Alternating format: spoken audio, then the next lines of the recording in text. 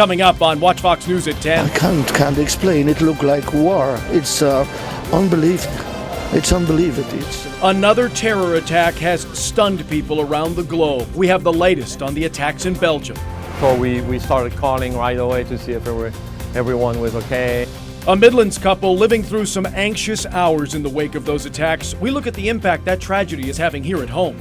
And a marathon session at the State House. How state leaders are planning to spend your tax dollars and just how much of it will go to repair South Carolina's roads. The news at 10 starts right now. Live from the Watch Fox studios, this is Watch Fox News at 10. We were fearing terrorist attacks, and that has now happened. There was an explosion. People being taken away on stretchers. I saw people dead, and it looked like war. It does look like retaliation. Federal prosecutor says the two men in black were responsible. A number of U.S. citizens were injured in the attacks. Officials are looking for the man in white. This is yet another reminder that the world must unite. It is a real time of heartbreak and worry for those in the Belgian capital. All eyes are on Belgium tonight after a series of dreadful attacks. That country raising its terror threat level to its highest, and surrounding European countries remain on alert. Good evening to you. I'm Brian McConkey. And I'm Janet Parker. 2 explosions hit the Brussels airport and another ripped through a subway station in the Belgian capital. Right now, the Belgian government reports at least 30 people are dead and more than 230 are injured. Tonight, ISIS is claiming responsibility in all of this. Mary Maloney has the very latest. Inside a crowded airport, an explosion sends people running for their lives. The terminal fills with smoke. Terrified passengers drop to the floor and huddle together. I can't explain. It looked like war. It's unbelievable.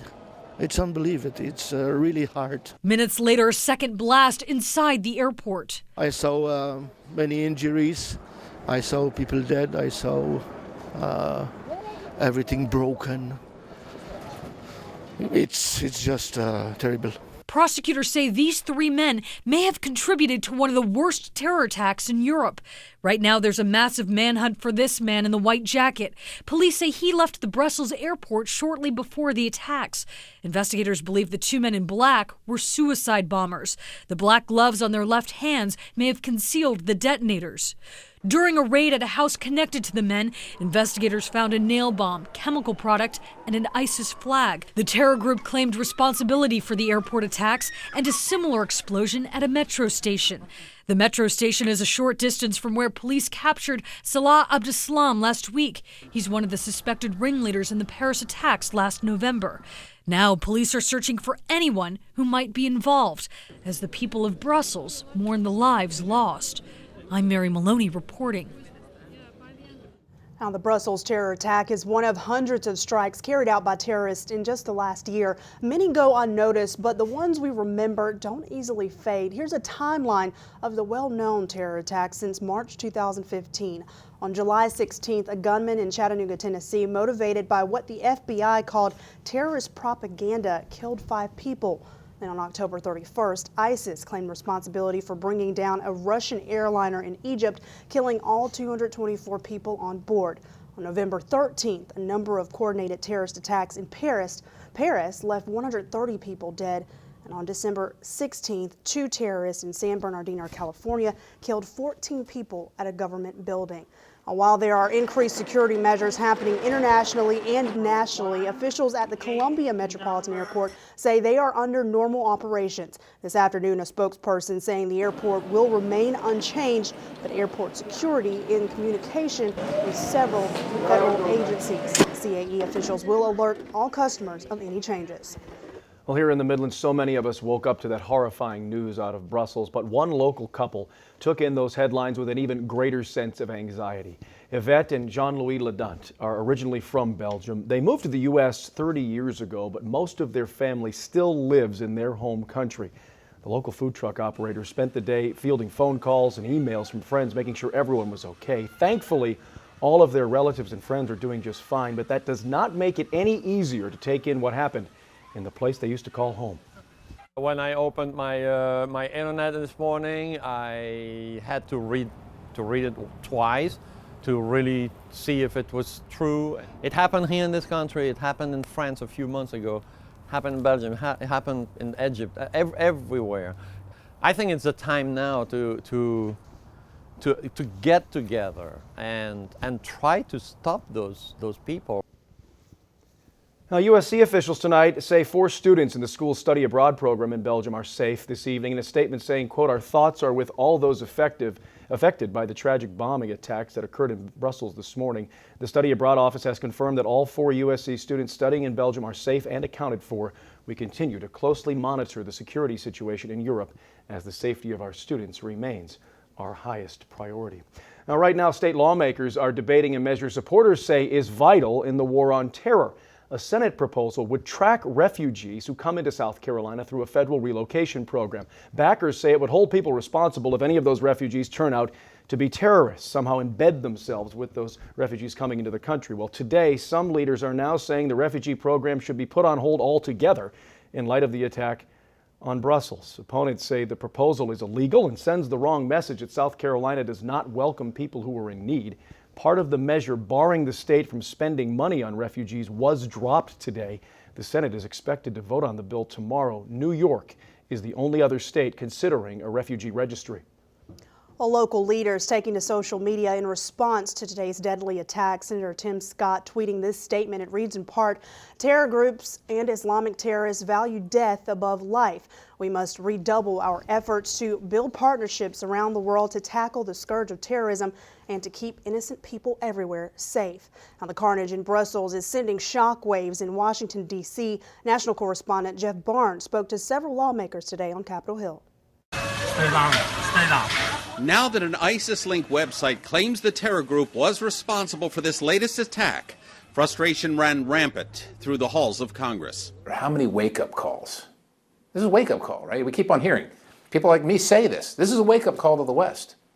I don't know about everybody else, but when I get the wake-up call, I get up. But we just keep on sleeping through this. Another House member, Congressman Ryan Zinke, a Navy SEAL for more than 20 years, has no illusions about this latest strike. But it's coming here, too. And I think we need to be prudent, vigilant, and we need to all do our part as Americans to make sure it doesn't happen here. One lawmaker says our intelligence community must step up to stop tragedies like this before it starts, especially stateside. We can't live in a society where we create everything into a fortress. Instead, we have to figure out how to use our smarts. One lawmaker I talked to today is a member of the House Homeland Security Committee. He says given the events of San Bernardino, California and Paris, France last year, and the events unfolding in Belgium now, America's role in fighting terrorists worldwide is more paramount than ever. All my former colleagues in the CIA, the folks in the military, they're taking this threat seriously. I'm sick and tired of ISIS. I'm sick and tired of hearing about them, and I want to make sure we're doing everything to eradicate them. Lawmakers I talked to say now is not the time for finger-pointing nor politics, but a time to once again stand with our European allies.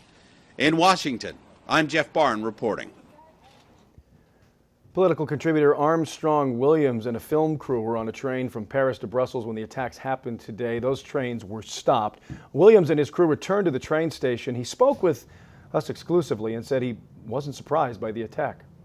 All weekend since we've been in Europe, we've been informed to be very careful. If you don't need to leave your hotel, don't leave your hotel, don't venture out, because there have been many warnings that they plan to exact revenge as a result of the capturing of Absalom, the most wanted terrorist since the November 13th attacks in 2015. Now, at this point, train service into Brussels from Paris remains at a standstill. Now, right now, many of you are voting in our online poll on the WatchFox Facebook page. We asked, following the Brussels terror attacks, do you think a terror attack is imminent here in the U.S.? 77% of you saying yes tonight, while 23% saying no. And in our national poll, here are the results on that end. 79% they are saying yes and 21% saying no. Of course, you can still vote. Just log on to our WatchFox Facebook page. Well, shifting gears and talking about the weather today, it was a lot warmer. We had sunshine and Skywatch Doppler radar. A different story tonight. We aren't talking about frost potential and freeze potential across the Palmetto State, but it will be a chilly night, but at least where we should be as far as temperatures only getting into the mid-40s. We're in the 50s right now. It's 54 in Columbia, 56 in Lexington, Winsboro 57 along with Orangeburg, 55 in Manning, also over in Aiken, up in Newberry, and it's 52 degrees in Saluda at this 10 o'clock hour. So all in all, temperatures on target for where they should be this time of year. We're going to see those lows tonight dropping to about 44 before highs tomorrow get into the 70s. We're looking at 77 for that high.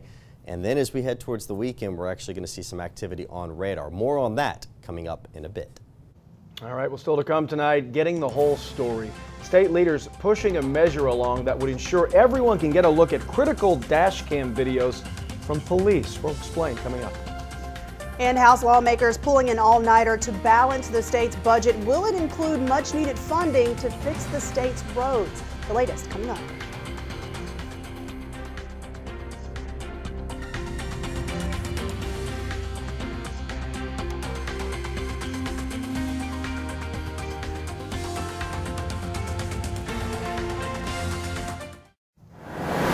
We have new information in a deadly 5-point shooting. Watch Fox News has learned that a person of interest in that case came forward to Columbia Police this morning.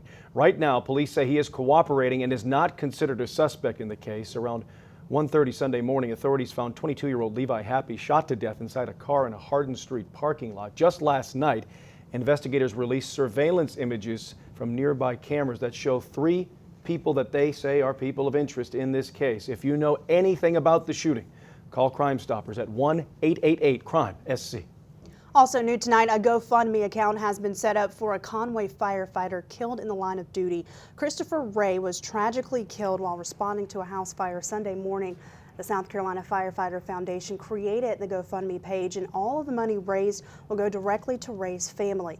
Well, Governor Nikki Haley has also ordered all flags to be flown at half-staff Friday in memory of Ray. Well, it is budget week at the State House, and that means some long hours as lawmakers try to decide how to spend your tax dollars. As part of the process today, House lawmakers giving the green light to a 2% raise for state employees. Now, if the budget is approved, those raises would go into effect on July 1st. The chairman of the House's budget writing panel says the additional money is the best they can do this year. And a proposal requiring all police shootings in South Carolina to be investigated by the State Law Enforcement Division is moving on. A Senate committee unanimously approving the measure today. Nearly all police agencies in this state turn over officer-involved shootings to SLED. The biggest exception, though, is the Richland County Sheriff's Department, which does its own investigations. The proposal is now heading for the Senate floor. And a bill requiring state law enforcement to release dash cam videos in police shootings is heading to the Senate floor. The Senate Judiciary Committee unanimously approved that bill. The proposal came after SLED refused to release the video of a Seneca officer shooting and killing 19-year-old Zachary Hammett. If law enforcement wants to keep a shooting video from the public, they would have to convince a judge that releasing the footage would damage their case or jeopardize police procedure. Right now, House lawmakers are still in session. They spent all day and much of the night sifting through amendments, trying to hammer out the state budget. Our Shelly Adamczyk just getting from the State House. She's live in the studio now with the very latest. Shelly? Janet, it's been a long day for South Carolina House lawmakers. They started their session at 9 o'clock this morning and have been going for more than 12 hours. A big part of the debate is figuring out how much money in this year's budget will go to road upgrades.